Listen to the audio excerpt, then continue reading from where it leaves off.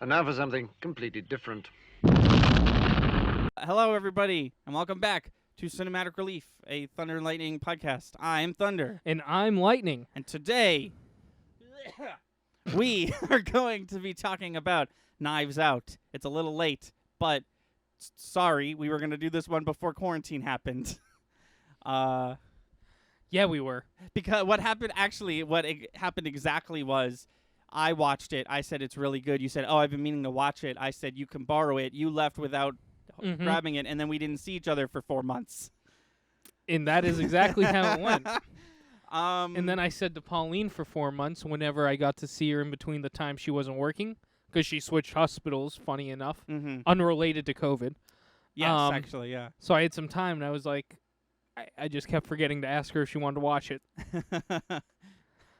And then, funny enough, I haven't told you this yet, but Yeah, lay it on me. you let me borrow the movie, right? Yeah. Then we just watched it on Hulu at her house because I forgot it. Oh. But then the next morning I watched it again with my parents with Yeah, your. I didn't bring the DVD. You didn't. That's fine. But I was gonna say Shit. you mentioned your parents watching it too. But I don't want to hear their opinion. I want to hear your opinion because you're on this podcast. Yeah, but I will also give you their opinion because Oh, I yeah, thought it was totally. interesting. But first, how do you like it? Oh, it was phenomenal. Oh, I know, right? That was really interesting. There's a lot of reasons why it was interesting. First and foremost, I'm watching this for the first time with Pauline, right? Yeah. And they reveal how it happened. Yeah. And we pause. The actual reveal. Well, no. Well, the first reveal when Oh, okay. when we find out that she, mistakenly killed him, Right. and I was sitting there, and we happened to pause like right after that for whatever, we were getting a snack or something. I was like, we're 40 minutes in the movie. There's still like 2 hours left in this movie. They just told us what happened. Is this a mistake? I was literally like, yeah. because it's far enough in the movie where you're like, oh, we're wrapping up. We could be wrapping up, and if we were, this would be a short movie. But like whatever. Right. It was still like a movie's length of a movie. No, that's before they reveal how the murder happens. That the scene where she mixes up the medicine before they introduce Chris Evans' character. Which is the other reason this is interesting. Usually there's like, I don't know what you would even call it, but they're like, the murderer gets revealed in the first 10 minutes of the movie or something like that, like every time. And this time I feel like they went out of their way to be like, nah, you're not even going to see him. You're not even going to see him Yeah. till we're halfway through this movie. Yeah. Yeah. Wait, no, you got to talk when I'm drinking. You can't just... Can't just say yeah over and over again. Well, no, Can't but just then you stare stop. at you longingly as you drink. You could have said a third yeah, but you didn't. Okay, so there was the lack of a third. I see. Okay, I'll write that in my notes for next time. It was really good. I do have one complaint, I also have just one complaint. and I think it's the same complaint. Oh, I have two. Never mind. Oh. Is the voice? He Daniel did Craig's such voice. an awful job. I think he's just, and I'm sorry, hot take here, think he's just a bad actor. That's not a hot take. I feel like everybody loves this. I was going to say Spider-Man. I feel like everybody loves this 007. He won't go away, even though he doesn't want to do it anymore. Yeah. Which, like, I'm with it. Like, on a personal level, I'm with him. Like, 007's got to realize it's the year 2020, and you Yeah. can't be a complete misogynistic in every single movie anymore. Um, Funnily enough, Ana de Armas, who we'll get into this later, but for all intents and purposes, the main character of Knives Out, Yeah. she is the next Bond girl. She's gonna be. Oh, in, no kidding. She's gonna be in a View to. It's called A View to Kill. No, that's an Okay. old one. What's the new one called? I've stopped watching 007 No, I think movies. it's called A View to Kill. But isn't that an old title? They do that sometimes. I don't know. Who cares? No one cares. James Bond sucks I think right they now. do that sometimes.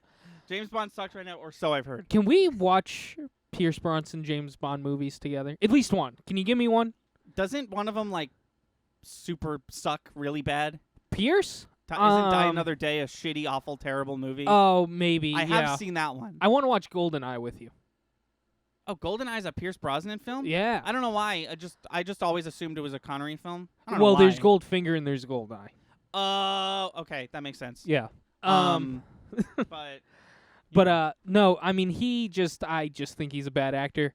And I was actually gonna say to you earlier, my dad also it took him out of the movie yeah, how bad of a job he did. And a few times my dad was just flat out was like, wow, he sucks, huh? He's just Because a bad actor. he is playing the detective character, right? That character is absent in Clue because Clue is a comedy. Right. It's present in the Murder on the Orient Express remake, and that character, I realize what Ryan Johnson and what Daniel Craig to a further extent are going for. He needs to be like a suave mystery. He needs to like, you need to think that this guy knows the answer like 20 to 30 minutes before everyone else, including you, the audience member, figures it out. And there's one thing with detectives in detective movies or mystery movies is they're always quirky.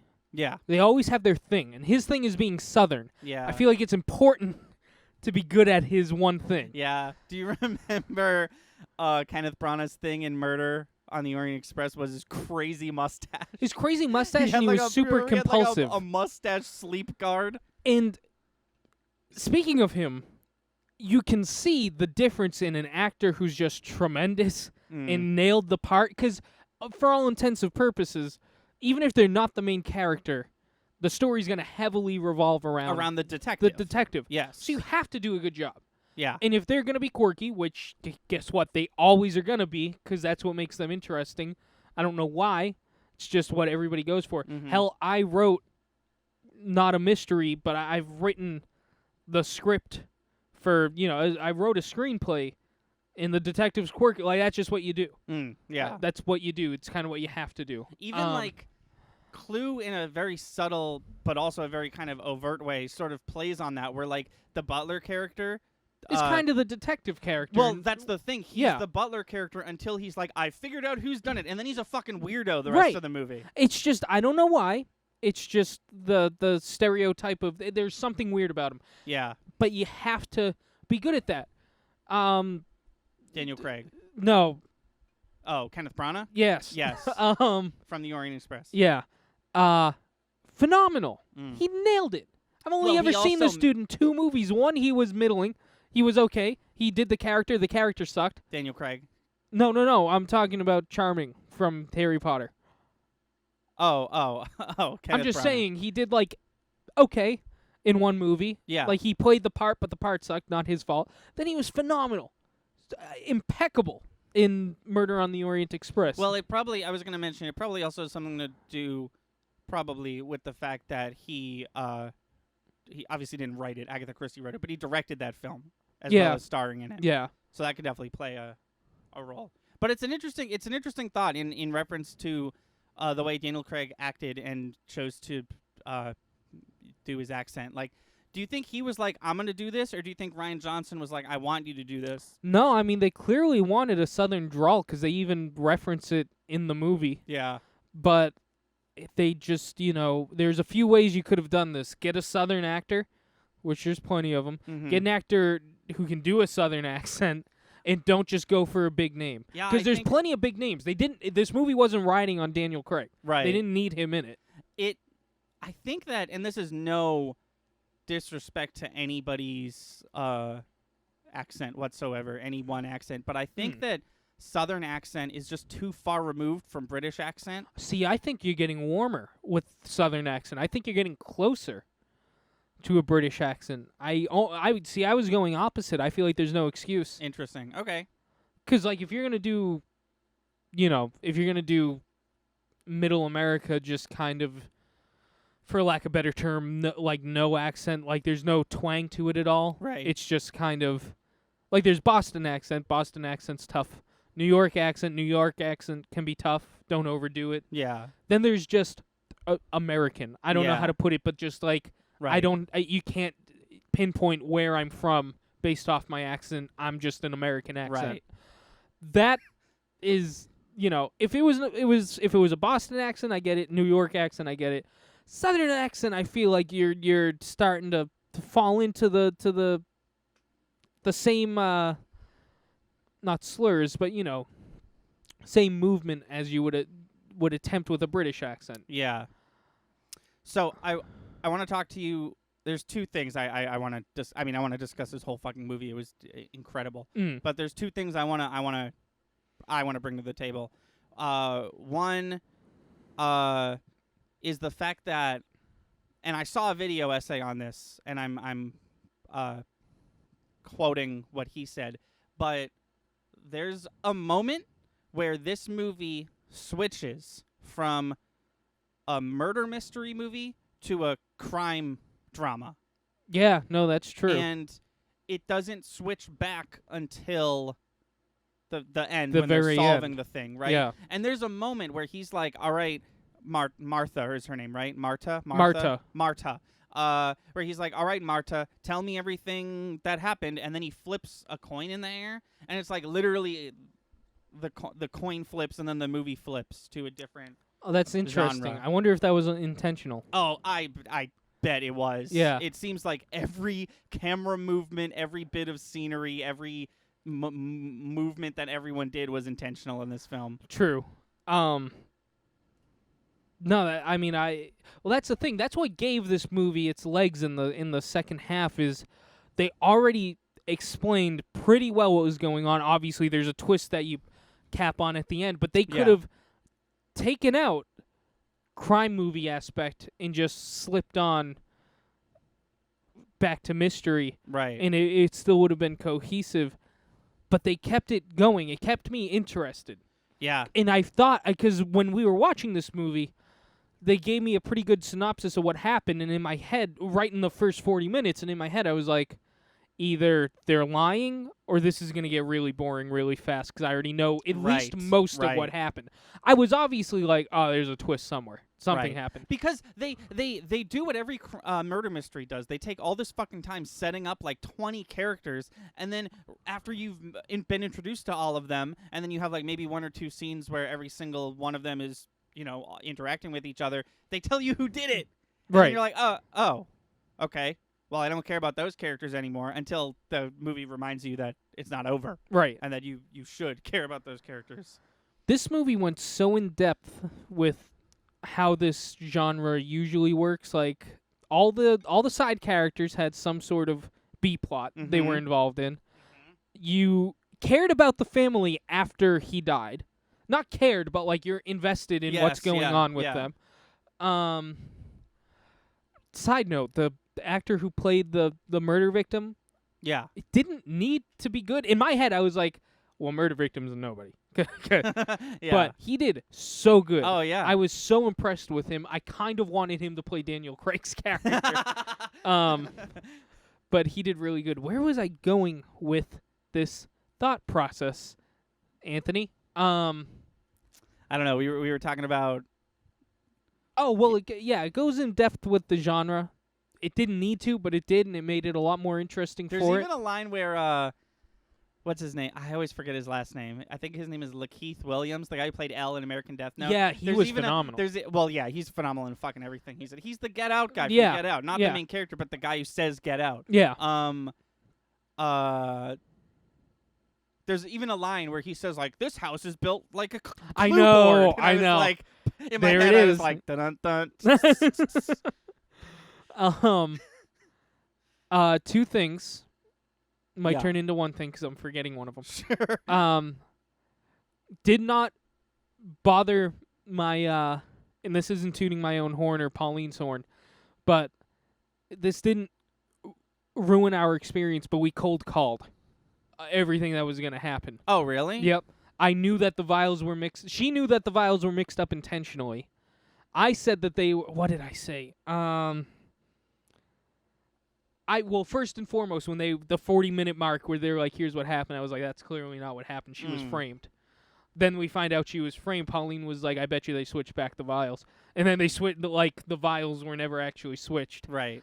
And there were just things we cold called. We got hyped for them because it wasn't obvious. It really wasn't obvious. I think we were just really having fun trying to figure out what was going to happen in this movie. You and I also did that with Murder on the Orient Express. Yeah. And we also called that one. Yeah, and it doesn't ruin the experience. I No. still had fun. It ruins finding it for everything others else. when you, Well, yeah. but But it's those fun were if you're still doing just it together. guesses. Yeah, Neither of us totally. knew what was going to happen. Right, but, right. uh, So obviously this movie has an ensemble cast with Yes. like 15 plus characters, And a right? ton of famous ones. a ton of oh my god, yeah. Fucking Chris Evans, hot off the tails of Avengers Endgame. No kidding. Fucking Ryan Johnson, Daniel Craig, Jamie Lee Curtis. He there was a scene where he just like walks off or something. Yeah, him and his grandfather get into an argument, and And yeah. I was like, well, he's gotta go fight crime. he's a little busy right now. So every movie, right? No matter how big the cast, there is one main character. There's the character that like most of the scenes are about them. You're supposed to, sympathize with them. Who do you consider the main character of this film? Marta. Interesting. I also consider Marta the main character. Why of this wouldn't film. you? Because and I think they did this on purpose, and I think it's genius. I love Ana de Armas. I think she's an incredible actress. I did before I saw this movie, but this movie just like finalized like, yes, she is an amazing actress. I didn't even know she was in this fucking movie. If you look at any of the trailers or the posters, she's off in the background. Yeah. The trailer, I think she's in one scene. They mention the nurse or whatever, or the maid or whatever they call her. I didn't even know going in, because I tried to I knew it was a murder mystery, so I was like, I'm not gonna watch any trailers. But I knew that Chris Evans was in it. I knew that Jamie Lee Curtis was in it. I had no clue that Ana de Armas was in this movie, and she's the main character, and I think that's intentional because you meet all these characters, and then you meet her, and then you're like, oh, we're sticking with her for a while. Oh, this is all about her. This whole movie is about her, and it could be argued that for those first like 40 minutes, the 40 minutes that are a murder mystery, that Daniel Craig is the main character, and then as soon as it switches to a crime drama, she becomes the main character, and then there's the incredible scene at the end where they're trying to get the truth out of Chris Evans, and it's a murder mystery again, and it's kind of like both of them teaming up against him, and it's like, oh, the two main characters. It's so good. I could talk about this movie for literal hours. For an hour? for like 55 minutes? It was just so good. There's not much to dislike. Oh, the other thing I was gonna say, I didn't like. I thought it was. This is a very small complaint. But I thought it was kind of lame that it just so happened that the one knife he grabbed was fake. Was it, though? Do we know that? They What do you could have mean? all been fake. I guess. I've talked to a couple people about it, mainly my family who watched the movie literally the night before I watched it, because I think you and I were hanging out somewhere else. This was months ago, as we said. I think you and I were hanging out somewhere else. They bought it, watched it, and then I came home and watched it by myself. But the general consensus that I've seen is that the knives were real. He just happened to pick a fake one. Because I thought that too. I was like, oh, they're all fake. But, I don't know. It's weird. It was just this. That scene was a little weird to me. It was weird that knife was loose. It was weird that it was fake. Sorry. I was going to speak, then I coughed. I like that they foreshadowed it, though. Did you notice that? The fake knife? Yeah. No, I did not see the foreshadowing. The grandfather in the 40-minute in we're going to tell you everything scene. Yeah. He's talking about how life just becomes a story, whatever, blah, blah, blah, till you can't tell a real knife from a fake one, then stabs it into the table. Oh, that's interesting. Yeah. Have you seen this more than once? Yeah. I just told you right now that I watched it once with you're Pauline right. and then I'm once so sorry. with I'm my so sorry. parents. I've only seen it once. Oh, okay. I should watch it again. Oh, if only then I had it. I don't blame you for... Well... If only I Sorry. if only I was holding it in Listen, my hand. we're going on vacation next week. Yeah. You can just take it from my house. How's that sound? Yeah. We can watch it up New Hampshire with everybody. How does that Dude. sound? If anyone in our party hasn't seen it, we're doing that. Sure. Fun fact. You mean we're not gonna watch Sherlock Holmes 2? No, don't even bring it. Wait. Wait, did you want to bring it? No, I was joking because last time we went up, we watched Sherlock Holmes 1. Oh, did we? Yeah, you don't remember that? Remember we watched Sherlock Holmes 1 and I fell in love with it. I've seen it before, of course, but it was when I was a child. Oh, we did. Yeah. And we went to bed early, or not early, but we went to bed before the movie was over, night 1, and I was like, on night 2, I was like, let's finish it. You've seen Jurassic Park, right? Yeah, I haven't seen the 2 new ones. No. I've seen the original 3. Okay. Pauline hasn't, and we watched 1. I'm wondering if anybody would be upset if we watched Jurassic Park 2. Oh, Jurassic Park 2 is pretty good. It's pretty good. I have to be in the mood for it, though. Okay, we'll see. We'll feel out the room. Yeah. There's a fun little joke. Yeah. In the movie. You guys didn't get to see the interpretive dance that I just witnessed. He says that's stupid with 2 O's. Pauline likes to watch with subtitles, Okay, yeah. and me they too. spelled stupid with 2 O's. Who? Who said The stupid? subtitles. Chris Evans at one point says Oh. that's stupid with 2 O's, and in Oh, the he says subtitle, Oh, okay. stupid is spelt with 2 O's, and like I'm reading the subtitle, and I'm like, that's how you spell stupid. For like a second in my head, I was like, I don't think that's right. Oh, Yeah. There's this great video online. I think it's for Wired. It's one of those magazines that like has a YouTube channel now, and okay. they have this series where a director comes in and he has a touchscreen board that he can like draw on with a digital pen, Oh, and he just breaks down an entire scene. that's cool. Tommy Wiseau actually did a Oh, scene God, from no. Disaster Artist. Oh, okay. Which I thought was weird. I didn't watch it. I just really wanted it to be a sex scene from The Room. Just break it down for us, So Tommy. in this scene, my penis, it's not really it. Anyways, that's how he talks. No, but it's Ryan Johnson breaking down the first big scene with, I can't remember Chris Evans' character's name. Oh, Christ. Who cares? Okay. It's the first big scene with him where he's sitting in the living room with everyone and they're all talking, and he's like, it's a scene where he's like, fuck you. Oh no, he's like, eat shit. Yeah, you I eat love shit. that. Yeah, it's that scene. And he's breaking that scene down, and it's just fascinating hearing like not all the actors were present for that scene. Huh. Especially specifically Chris Evans, because he's a busy dude. Yeah. So his scene only had like 2 other people there, and then the rest of the scene was filmed separately, and like that room is a small room because they basically like, I think they like built a real house to film this movie in. So that's a real tiny ass room. So every time the scene shifts and shows the other side of the room, only that side of the room is there because the rest of the side of the room is filled with camera equipment. Oh, wow. And it's really impressive. And Ryan Johnson reveals something that he probably shouldn't have in that video.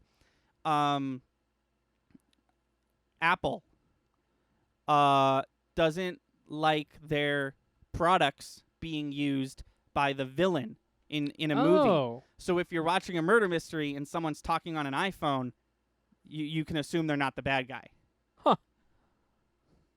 Yeah. That's going to haunt me. I know, right? Jesus. I thought that was very, very interesting. Definitely. It's like it's just one of those weird, like, you could use our shit, but you gotta do it this way. Like the Army, you've heard about the Army, right? No. You can use Army assets and portray the Army in your movie for free, completely free, as long as you paint the military in a positive light. No kidding. So that's why, like, Transformers, early Avengers movie, early MCU movies, just like a bunch of like the G.I. Joe movie, like all these movies have like the actual military in it because they just get to use their shit for free. Oh, wow. Why don't we hop on that? hey, military.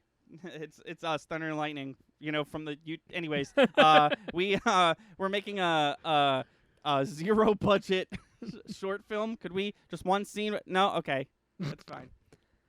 You told us you'd let us, though. You told us you'd let us, but it's fine. It's whatever. Let's just no spoilers. We are working on some stuff, but just put them in there. There's no reason for them in anything. No. But let's just throw them in. Or just one scene where one character looks at the camera and is like, you know what I love? The United States military. Then it's a musical for 2 seconds. One musical scene. It's a musical. We just sing the song from Captain America. Yeah.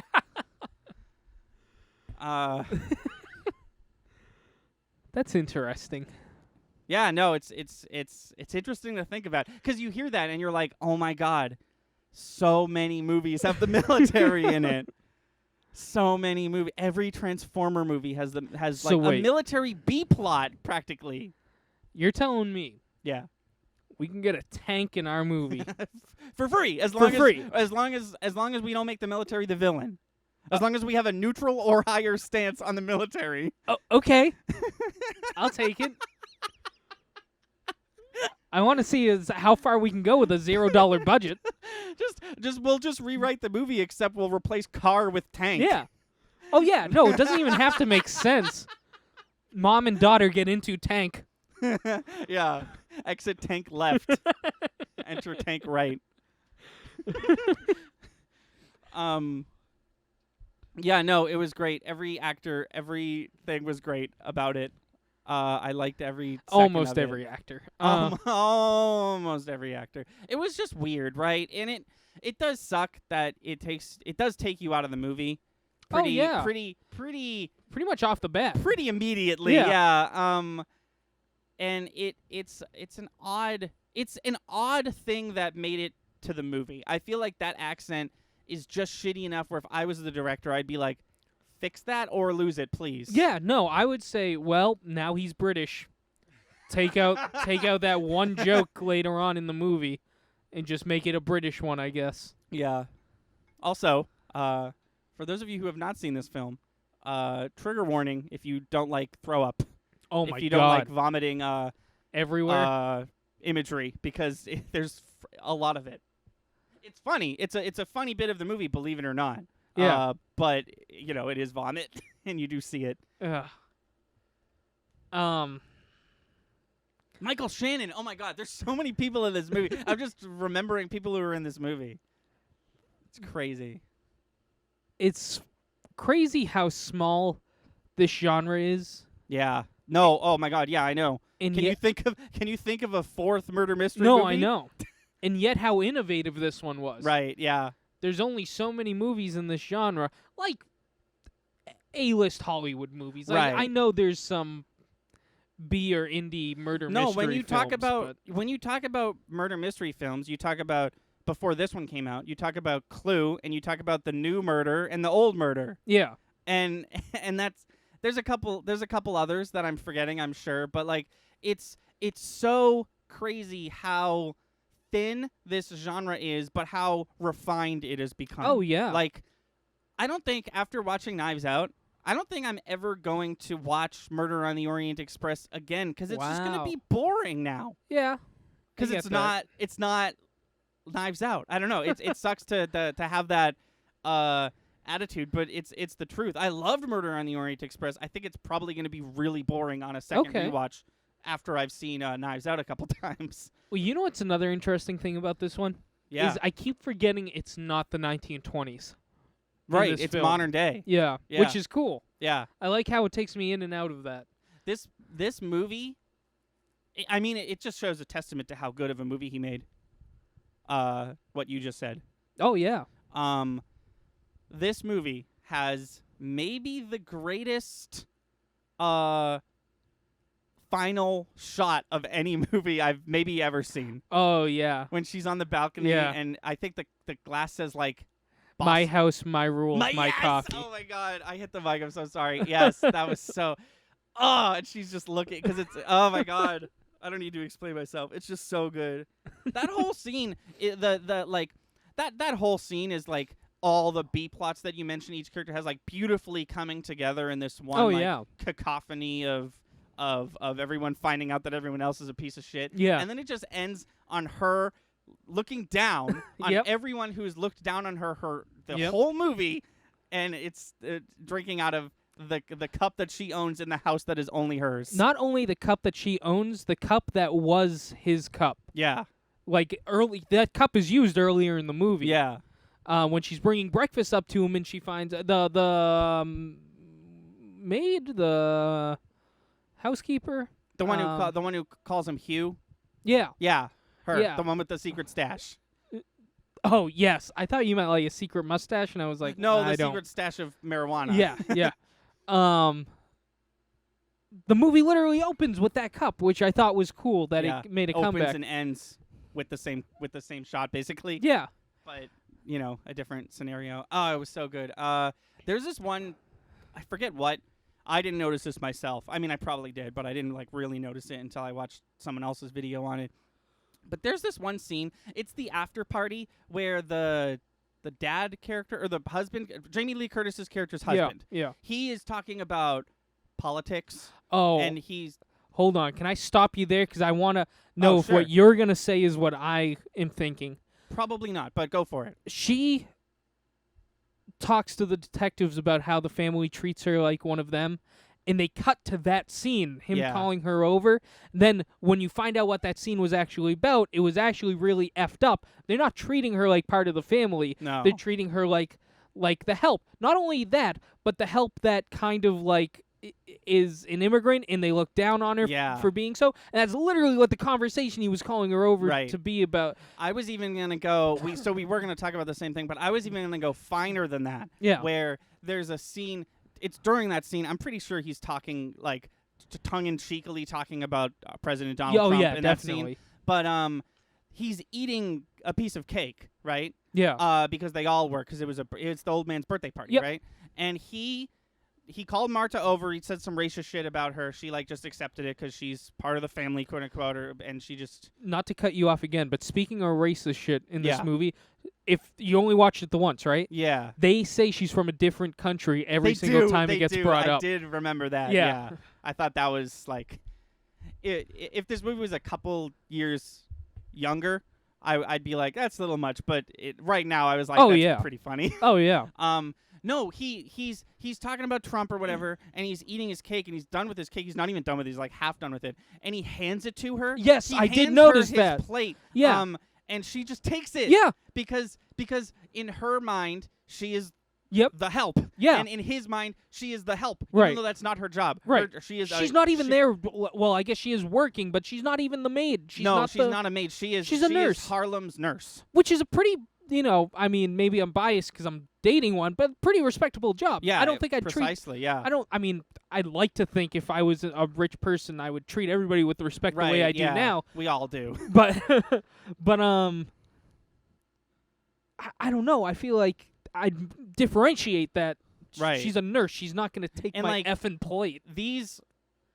All these people are assholes, especially towards her. But like, Yeah. you can't deny that the only reason she has a job and her family is well off is because Well, it's because of him. of the position she's in, right? Yeah. So what just happened? The switch. Oh, it's the wires are all messed up. I gotta get a new one.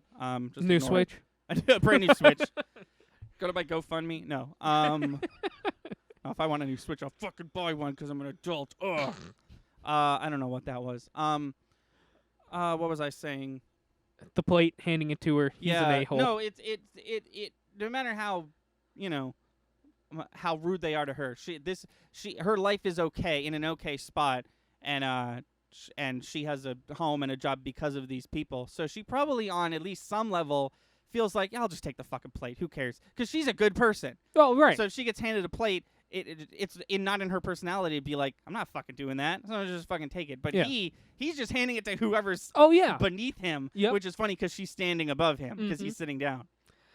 There's another. There's so much imagery in this film that is like not subtle, Oh, yeah. and it's like really intentional, and I like it a lot. Well, the other part, there's a whole part of this we're not analyzing. I feel like it's symbolic that he didn't finish the cake. He's just Oh. wasting. no, no, He he's a doesn't bi- care. He in that scene, especially the one where he's complaining about Trump. No, he's another fun fact. He's not complaining about Trump. I mean, they never say the word Right, Trump, but right. he's advocating for right. him. Okay, And the even wife, that's not technically a part of the family, Jamie is Lee the one Curtis. put. No. There's Oh, one. Ricky Lindholm's character, the Yes. blonde. Yes. Yes. She's the one opposing him Yes. on that. And she's the Right. only one not like part of the family Right. technically anymore. Which is Right. interesting. Like the whole thing. It's also sorry, I'm just ranting now, but No, that's fine. it's also interesting that the grandfather is clearly the only one not like this. And I know that's probably like that's kind Yeah. of what this movie is about, but I'm just trying to piece together like what that symbolizes because every single thing Yeah, in this well, movie no, I mean, is in a that- symbol. In that one scene, that one fucking shot where he's advocating for our shitty president, he's handing his unfinished cake trash to someone who doesn't work for him, Mm. and he's sitting in a pile of money. He represents like the family in that scene. He represents yeah. this rich, entitled asshole. Like when it comes down to it later in the film, no one's gonna be on Marta's side. Like shitty family that Marta has to deal with, and we the audience have to deal with. I also now I'm just thinking of scenes to call back to. Yeah, totally. Meg. Meg. The The daughter. yeah. Yeah. I don't think it was Meg, but I know who you're talking about. She I could be calls wrong. It could- Marta once Chris Evans takes her away. Yeah, that scene was fucked. Yeah, because she's like pretending to sympathize with her. Right. Second Marta says she's going to give her money, she stops talking. Mm-hmm.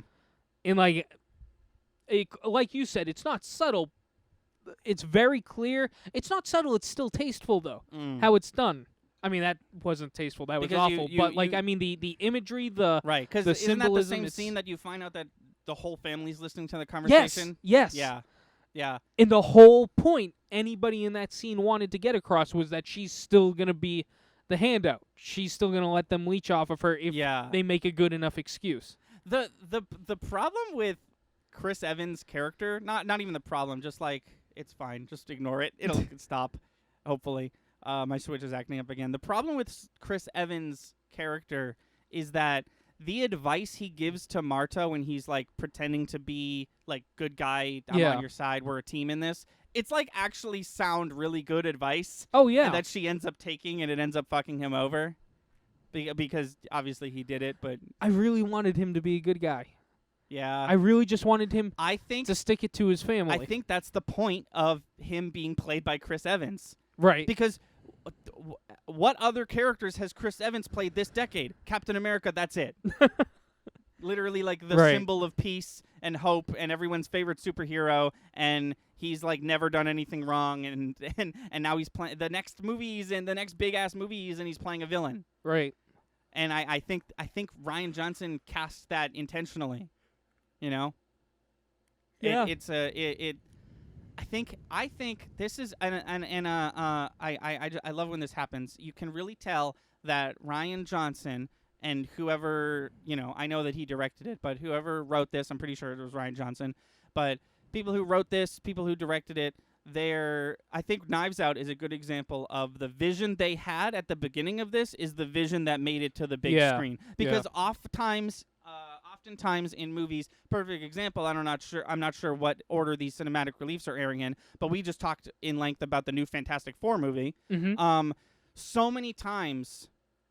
So often in filmmaking does that happen, where it's like you hear later like director 1 had a vision, but writer and producer and director 2 had a different vision, and now the movie's a Frankenstein, but it sometimes works out okay.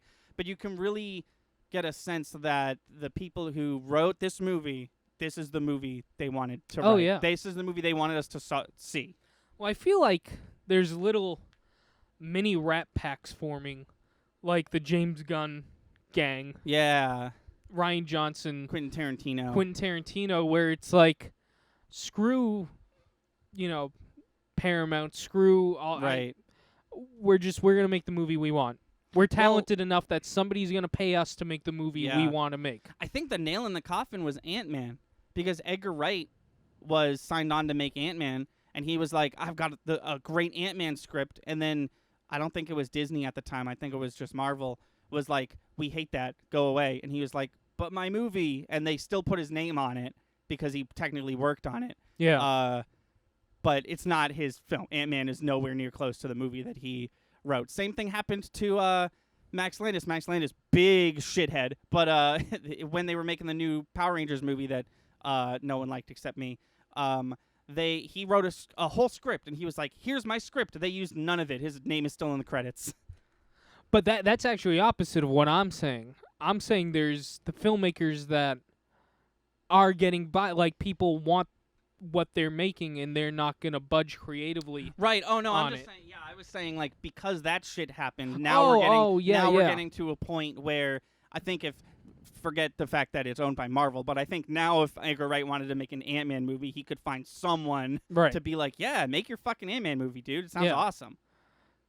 And it's funny because I feel like the biggest, and we've talked about this film. We have a cinematic relief on this film, but oh my god, Super. no. Well, the movie afterwards, Brightburn. Brightburn, yes. Oh my god. Brightburn is the biggest culprit for lack of better Example. words. Yeah. Well, no. The example is perfect. I don't want to call it a culprit because it was actually it did exactly what I feel like these people wanted, which is James Gunn's brother Mhm. wrote a movie. Yeah. James Gunn said, "I'm James Gunn. We're gonna make this movie." Literally, the writer, director, producer, all the big names are all their last name is Gunn. Yeah. In Brightburn. And it's not even good enough that they made the film, because you can make a film, put it on YouTube, whatever you want. Right. Yeah. That was in all the major theaters. Right. Yeah. James Gunn made a movie, and it was exceptional. oh yeah, no, and it was fantastic. But that's what I'm saying, is these guys are talented enough and they're famous enough at this point and well known, and people are gonna throw money at them if they want to make a movie. Somebody's gonna try to get their name involved in it. Yeah. And I feel like that's interesting. I feel like we're seeing a George Lucas, Steven Spielberg situation in the modern day, and Taika Waititi, to throw in another name. I'm just throwing directors who kind of fit this Yeah. idea of they're going to make their movie, but unlike George Lucas and Steven Spielberg, I don't even think they're so much worrying about getting the fat cats to like it. I think they're just saying, we're artists, this is what we're going to make. You're going to like it, and you're going to fund it. Yeah, I mean, that's exactly what Thor Ragnarok was. Right. Taika Waititi was like, busts in the door. Listen, fuckers, Thor sucks. Yeah. But with my help, I could make him better. And Marvel was like, here's $30 million. And he was like, fuck yeah. And then he makes Thor Ragnarok, and it's everyone loves Thor now. Yeah. No, that's exactly right. That's another perfect example. But see, that's a perfect example on something that's already a major box office, like Marvel. Yeah. I'm excited for, and I feel like Knives Out is kind of in the same category a little bit, but we're seeing the directors and the writers at their purest form with Brightburn.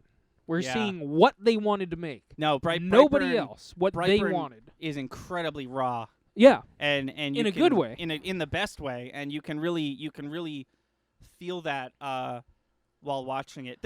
There's just, I get what you're saying. There's certain movies that you watch nowadays that you're like, wow, this movie was incredible, and I can tell that no corporate bullshit fucked with this movie. Oh, yeah. This movie was penned and then it was filmed, and it's the same version. And if it was marketed 5 years ago, it probably wouldn't have been made. Right? Yeah. Yeah.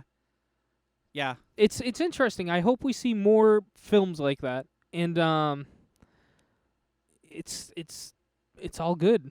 It's good stuff. Yeah. I'm trying to think of like a different example. Scott Pilgrim is a pretty good example. Scott Pilgrim's a good example, Another and Edgar Wright flick. Jojo Rabbit I watched. Oh, I still gotta see that. Definitely just a film Taika Waititi wanted to make, Yeah.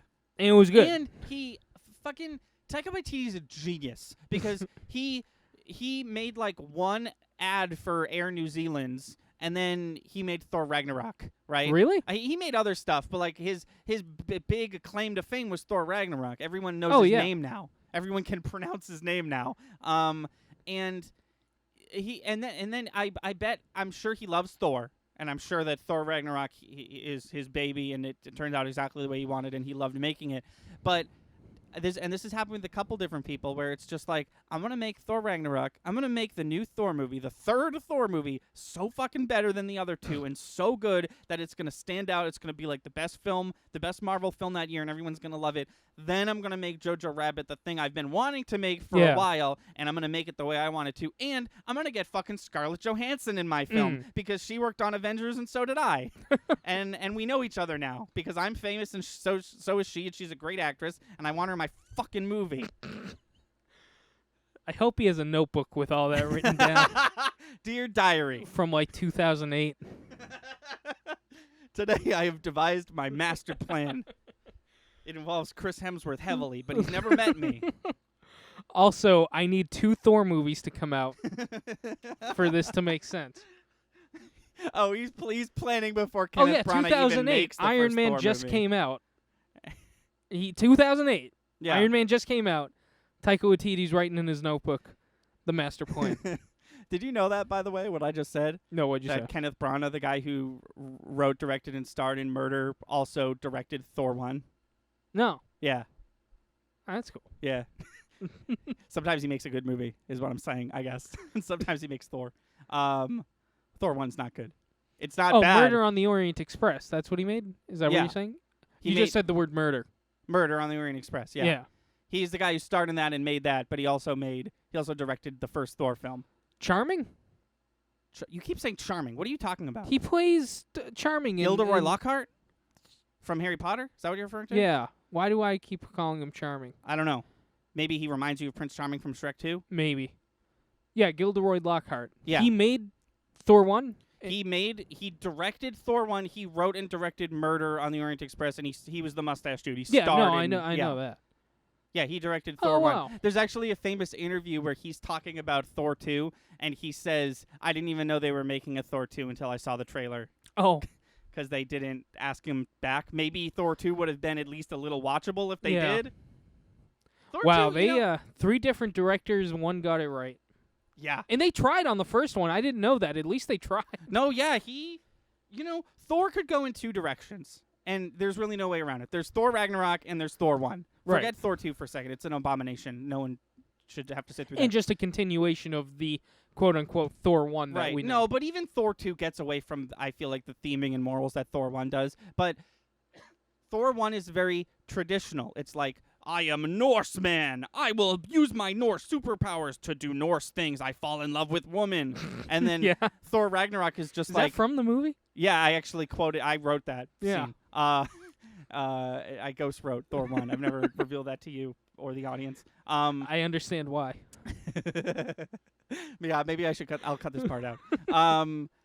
And then you cut to Thor, and then you have Thor Ragnarok, where it's a comic book movie. Yeah. And it's funny through. and charming. It's just a funny, charming.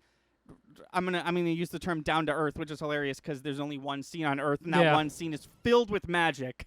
And movie that it's just a fun time, and it's like it's almost like we, and by we I mean the people at Marvel, have figured out from in between 2009 and 2017 how to make a superhero movie. Yeah. And how to make it interesting and not boring, even though your subject matter is Thor, and someone before MCU could have looked at Thor and been like, he's kind of a boring superhero, and I would have been like, yeah, he kind of is. He's just Thor from Norse mythology, but well, he's just, and he's a superhero. the evolution of that is interesting because it all stems from longevity. You can make Thor, you can put Thor in the Avengers, but like if you're gonna make a huge movie franchise like Marvel, you gotta make them a little more interesting. Now. Oh, yeah. You can put Thor in as is Thor 1 as is Thor Yeah. in Avengers. Mm-hmm. Nobody notices. Right. He's just Thor, whatever. Right. And they did that. Right. But if you're gonna further the story, you need longevity in these characters. He And can't it- be as one-dimensional as he is in Thor 1 in Right, exactly. And it even leads to moments in Age of Ultron specifically, but probably in the original Avengers too, where Thor has like the punchline to a one-off line, and it's just like, that character doesn't joke in his own fucking movies. Right. Why is he doing a joke here? Right. And, Well- and then it takes you out of it because you're like, oh, this is a movie. It's a different director. That's why he did a joke. There's one that comes to mind from the first Avengers movie where Thor's funny. It's like rough. It's rough around the edges, Thor being funny. Yeah. But they're all bitching, and he's like, "You're all pathetic and tiny," or something like yeah. that. Well, that's the thing. If you're gonna make Thor 1 as it was, and then put him in the Avengers, an ensemble cast of the greatest characters, some of the greatest characters to ever be Yeah. written in history, in comic book history, you've already messed up, and you kind of have to overcorrect. And they do, especially. I thought you were going to mention this in the scene where she's like Loki killed 80 people, and he's Yeah. adopted. Yeah, that's a funny, good- but right. he's not trying to be funny. Right. The audience member found him funny, but he was just saying what he would have said. Yeah. Speaking of Thor, do you want to know what Roger Ebert thought of the first Thor film? Are you serious? That's what you looked up? Yeah, I was panicking over here, and I know. Accuse me all you want of rushing to superhero movies for the Roger Ebert segment. We were going to do Clue, but then we remembered we already did Clue in a previous episode. I don't remember Go which look one. up. Oh no, it wasn't Murder on the Orient Express. No, we didn't have an episode on that. I'm pretty You sure. said, no. You know what? I'm looking it up. We didn't have an episode on We murder. I had- don't know. We had one. You keep talking. I'm looking it up. Well, I was going to do I'll do the Roger Ebert intro. Okay. Dump. He wrote a review, and then he wrote some more, and then he wrote too many. It's Roger Ebert Reviews. Welcome to Roger Ebert's Critic Corner, a podcast within a podcast. I am your host, Anthony. Joining me today for the very first time is my lovely guest, Lightning from Thunder and Lightning Gaming. I'm looking it up. Good. We have 9.5 minutes because we talked about Knives Out for so long. So Amongst other things, but yeah. Well, yeah. This bitch didn't make a cinematic reliefs No. playlist. What an I did. asshole. Of course I did. Oh, okay. Are you just browsing through our Cinematic Reliefs episode trying to find No, one that well, doesn't I'm trying to exist? find the playlist. There's a playlist. What's the picture? It's the old Cinematic Relief or the new Cinematic Relief picture. Christ. Oh, I found it. While you're doing that, could you please guess how many stars Roger Ebert gave the One. first Thor film? 1.5 from Roger Ebert. I was pretty close. Just as a reminder to the audience, Roger Ebert is a psychopath, or was, God rest his soul, and he Oh my God. he rates movies out of 4 stars instead of 5 or 3 or 10. So Roger Ebert in May 10th, 2011 gave Thor 1, directed by Kenneth Branagh, a 1.5 out of 4 stars. Just as a reminder, I've since reading these have found where he keeps the title. He titles these. Oh, and yeah, I didn't realize that. you did tell me that. This one is called "If He Had a Hammer." ... Good. Oh no! What? Oh no! Oh no! This starts off strong. You're gonna want to pay attention to this. Yeah, I am. Mr. Playlist Boy. I I've come to the conclusion that you were incorrect. shut up. I didn't attend the critics screening for Thor because it was at the same time Ebert Fest was showing. What a fuck. What a loser. It was at What the an same asshole. Can I read it, I please? hate him. Can I read it, please? I don't know. What a loser. I'm going to start at the beginning. I didn't attend the critics screening for Thor because it was at the same time Ebert Fest was showing a small act about an 88-year-old woman named Hilda Back. She had flown from Sweden, and I wanted to be on stage to present her with the Golden Thumb. Missing Thor 3D was not an inconsolable loss because I was able to see it in Chicago in nice, bright 2D. Yay, The house yay, was good for surprisingly you. well populated for an 8:50 p.m. screening on a Monday, suggesting that people, at least, will make an effort to avoid 3D. So right away, before I continue, I know I usually read it all. No, and then we no, yeah, analyze. there's a lot there to He- process. He bashes Thor without talking about how he liked it or not. Yep. He sucks his own dick. Oh, immensely. I guess there's a Roger Ebert festival that you and I missed out I on. hope it never happens again. He explains basically the plot of that film that we never watched. And Yeah, then I was he's- just and going to then he's- say and that then he- memorable film that everybody knows and loves. I'm glad he missed it. Yeah, about Hilda Back. I love her. Yeah. I definitely know who she is. Flame me for not knowing who she is in the comments. I dare you. And then he bashes 3D, which is like, I guess it was 2011, but Yeah. like, just talk about Thor. What a prick. Thor. He was almost dead at that point. I mean, yeah. Yes. Damn. Just putting all the cards on the table. Yeah. I hate how eBay is like, your package you already opened and fucked around with was delivered.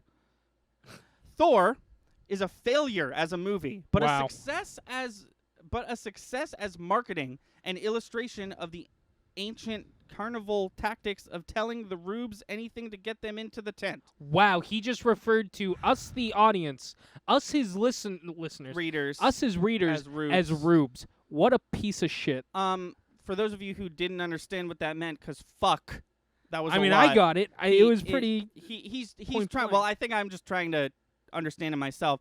He's saying that advertising was top notch for this shitty film, so everyone saw it, but it was Yeah, bad. yeah. Okay. But he didn't put himself in that category. He put you in that category. You, right. Yeah. who is reading this, are the rube that went to go buy Marvel Oh, movies. Chris, I'm so sorry to cut you off. I just have to keep reading. No, this. sure, It's keep going. It's a textbook Ebert. Quote, "You won't believe what these girls take off," unquote. A Carney What? Barker promised me and my horny pals one steamy What night the at the fuck? Champagne Country Fair. He was close. We didn't believe what they left on. That was the next line of the. What a freak. What a pervert. Yeah, I mean, yeah. God, why is he renowned? I don't know. I want sucks. next time someone's like, Ebert, I miss him so much. What would he have thought of Endgame? Blah. Would he have thought of The Last Jedi? Blah. I'm just gonna be like, you won't believe what these girls take off. A Carney Barker promised me and my horny pals one steamy night at the Champaign County Fair. That's my that's my new favorite Roger Ebert quote. The What a failure freak. of Thor begins at the story level with a screenplay that essentially links special effects. Some of the dialogue is mock heroic. You are, in parentheses, you are unworthy of your title, and I'll take from you your power. Not the actual quote. And some of it winks at irony. You know, for a crazy homeless person, he's pretty cut. I do remember That was the worst line in the movie. Why did he even I don't know. point it out? It adapts the original Stan Lee. Oh, please don't bash Stan Lee. I know you were both alive when this happened, but please don't. It adapts the original Stan Lee strategy for Marvel, where characters sometimes spoke out of character. The story might perhaps be adequate for an animated film for children, with Thor, Odin, and the others played by piglets. In the arena of movies about comic book superheroes, arena, not area, in the arena of movies about comic book superheroes, it is a desolate vastation. Nothing exciting happens, nothing of interest is said, and the special effects evoke not a place or a time, but simply special effects. Thor to begin with is not an interesting character. The gods of Greek, Roman, and Norse mythology share the same problem, which is that what you see is what you get. I'm literally twitching because Norse mythology is so interesting. They're defined by their attributes, not their personalities. Are you shitting me? Has he read? Literally, Thor from Marvel is Thor. Like he's he's a meathead, Yeah. and like his whole thing is, can it move? No, I'm gonna break it. Like it's just his personality. His personality is interesting. It's fun. Yeah. It's charming. Odin is Odin and acts as Odin and cannot act as other than Odin, and so on. Thor is a particularly limited case. What does he do? He wields a hammer. That is what he does. You don't have to be especially intelligent to wield a hammer. No, this isn't supposed to be an intelligent character. You'd know that Right, if you yeah. paid attention to his personality. Keep going. Which is just as well, because in the film, Thor, played by Chris Hemsworth, doesn't seem to be the brightest bulb in Asgard. You got there eventually, EB. He did it again. He's doing that thing where he's just hashing out what the fuck he's trying to. Ugh. He says the land. That's how he starts a sentence, right? He says the land, and then in parentheses he says sphere, state of mind, heaven. He's just trying. He is an Asgard? Old, Is he trying to say Is Asgard? just trying to conceptualize what the fuck Asgard is. Oh, maybe if he read Norse mythology. Or knew any. Yeah, the land, all that bullshit, known as Asgard. That makes him sound like an idiot. Like, what's wrong? That's an actual mythological place, Asgard. Right. This is the same shit that he did with Pokemon, where the whole entire Pokemon, the first movie review, he's trying to fucking conceptualize how you pluralize Pokemon. No, but the thing is, that's some made-up bullshit. Asgard is an actual Norse mythology. You Right, just sound yeah. dumb now. Yeah. He sounds not you. He sounds dumb. Yeah. What the fuck? The land known as Asgard is described in Norse mythology as being near Troy or perhaps in Asia Minor. In the movie, as nearly as I can gather, it is not of this earth and must be elsewhere in the universe. It consists of towering Good spires job. He came. and skyscrapers linked by bridges and buttresses and betraying no sign of the population except when untold thousands of Asgardians are required to line up at attention like robotic Nazis. Nice to receive dictates from the throne of Odin, played by Anthony Hopkins. Oh, you mean like a king? You mean like anywhere? England, for All right. one, is a good example. So we got to the plot. What a piece of shit. This might be the worst one yet. And Mhm, like, here's the thing: mhm. it's a bad movie. It's a bad movie. It's not. See, I'll dunk on it. It's like a 4 out of 10. Yeah. It's still watchable. If you were like, "Do you want to watch Thor?" I'd be like, "Oh yeah, if you want to, sure." Right. It's one of the least ones I'd want to watch. Here's the thing, though. Most of what's pissing me off about this isn't him talking about Thor. Right. Except for that one time where he was like, Thor sucks, Yeah. and here's why. But like, so he explains the plot, right? He says this really, really suspect line that says, "We know from mythology that gods sometimes mated with humans," which is a hopeful sign. I think he wants to see Natalie Portman and Chris Hemsworth fuck each other. yeah, on it camera. sounds like he just got super pervy in his very he got last horny again. years. He got horny again twice in the same fucking Yeah. review.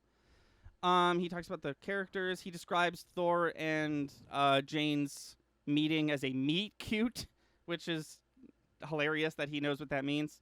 Plot. Talking about the end of the movie. talking about Clark Gregg.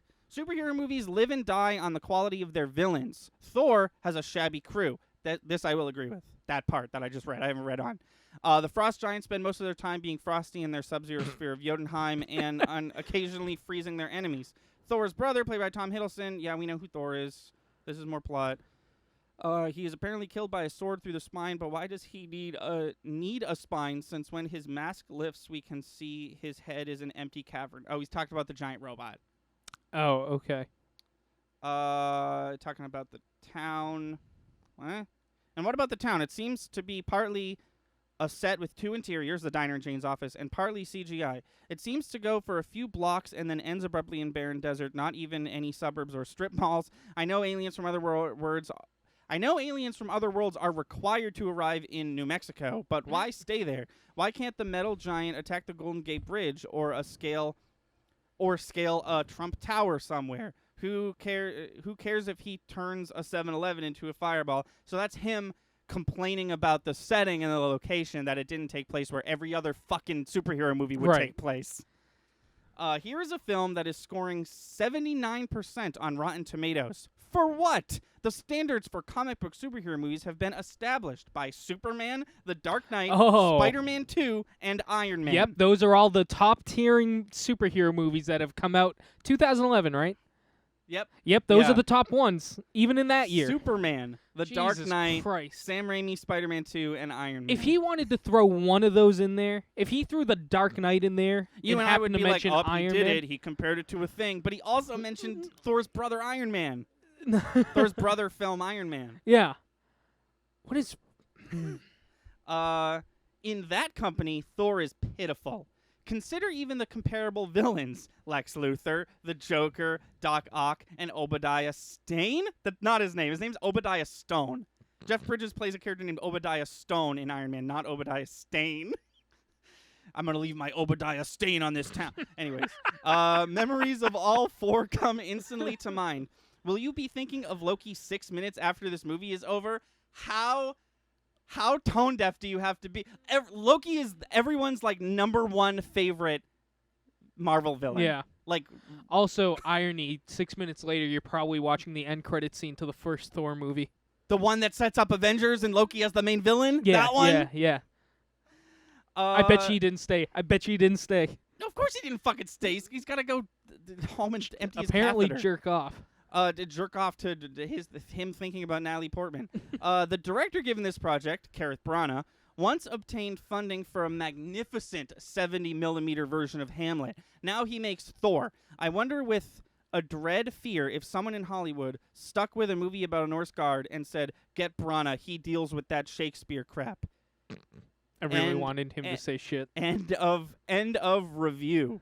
No, he won't swear. Did but he say end of review? No, I said that. Oh, that was the end of No, he won't say shit, but he will say horny and retarded and all these other things that he probably shouldn't say. God, you let me down, Evie. What did Emil think? How horny was Emil? How horny was at the end of Thor? Please tell us. fucking Roger Ebert in his old age, he's just like, so Emil, how horny did you get? Emil's like, I'm 25. please stop bringing me to the movies with you.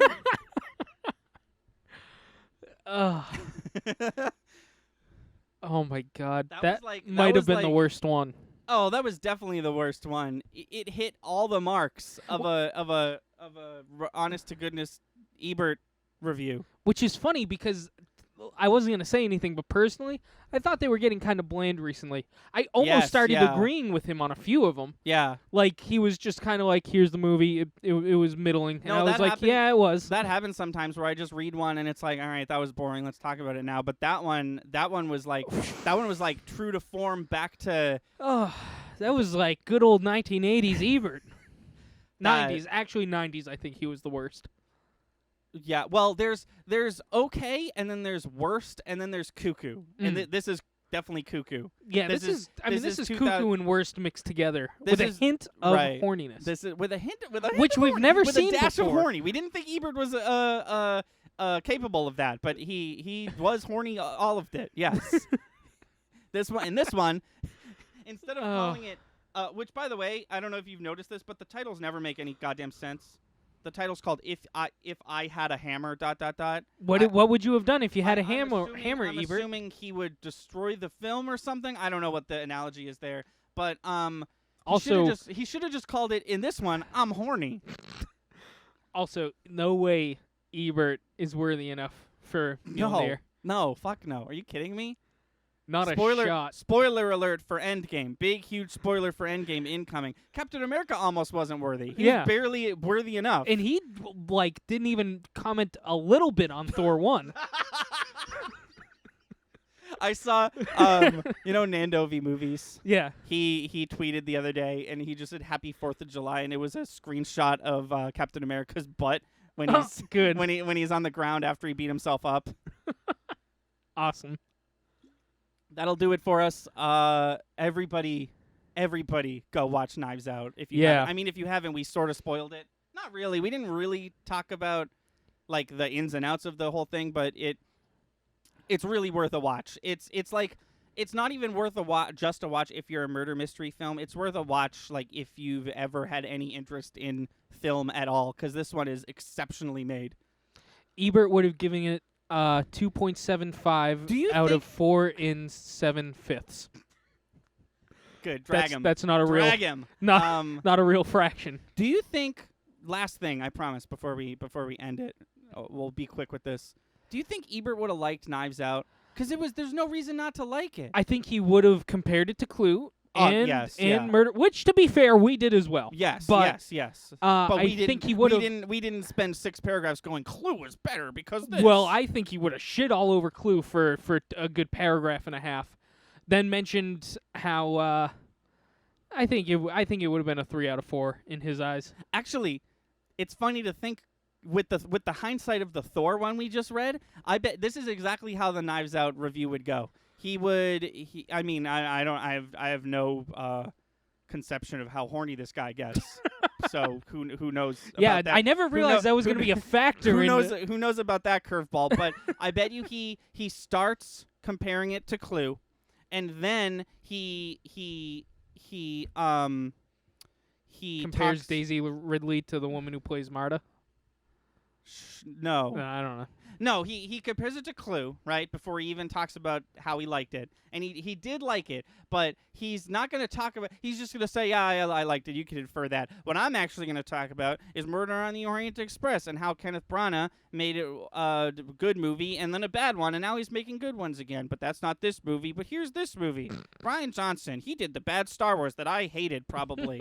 And now he's making this movie. What happened? I liked the boobs, I guess, because he's horny. Sometimes it seems like. Yeah, that's something we got to look out for now.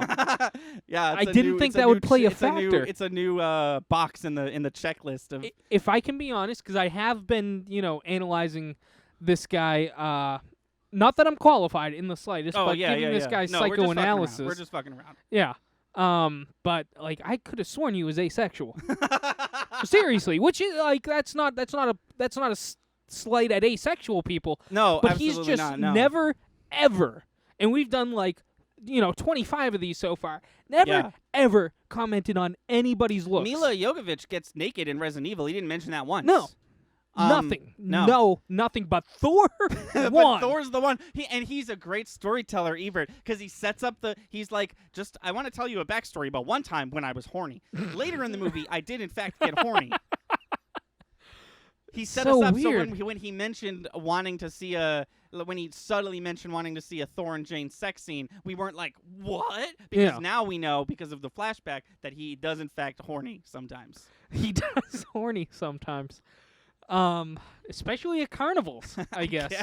I guess. I don't want to ever think about, as soon as we hit stop the whole carnival thing, he said, whoo, it's gone. I'm never thinking about it again. I thought it was your new favorite quote. No, absolutely not. I take it back, all of it. I hated it, and I don't want to think about Roger Ebert being horny, and I don't want to think about him and all his pals being like, oh, we're so horny at the carnival. I don't like Roger Ebert. Have I ever said that out loud? Who does? Probably Emil. I don't know, because he showed up to the party once or twice and then dipped. I think Emil also was sick of his shit. He grew up. Roger Ebert was like, well, I might as well take my child nephew to a movie and then review it on my magazine/newspaper/website. And then Emil grew up and he's like, I'm not going to go to fucking movies with you anymore. Which, like, I don't know. There's not a time period to go to movies with people. If my uncle or my grandfather were movie critics, I think I'd love. Well, that's the thing. I'm love sure, to go to movies I'm sure with them. Emil is tagging along sometimes, but he's not a kid anymore. So if he's not going to see a kid's movie and then get a kid's perspective, you know what I mean? The whole reason he brought up Emil, and I also think he has a niece that he mentioned once, is to see how they liked the kids' movie that he hated. But now we want to know how horny Emil's getting Well, yeah. at Thor 1. Come on. Thor 1 is What do we show up for if not that? Anyways. We ended this podcast a while ago. Did we? Yeah, you already said the goodbye and everything. Did I? Yeah. You said that'll do it for us. Oh, maybe I'll just end it there. Okay. Well, we'll see. Join us next time. I'm not sure what order these are airing in. We apologize. We're still in the, as of recording this, we're still in the getting things ready to turn back on. But until next time, I've been Thunder. I'm Lightning. Stay safe, stay clean, and we'll see you next time.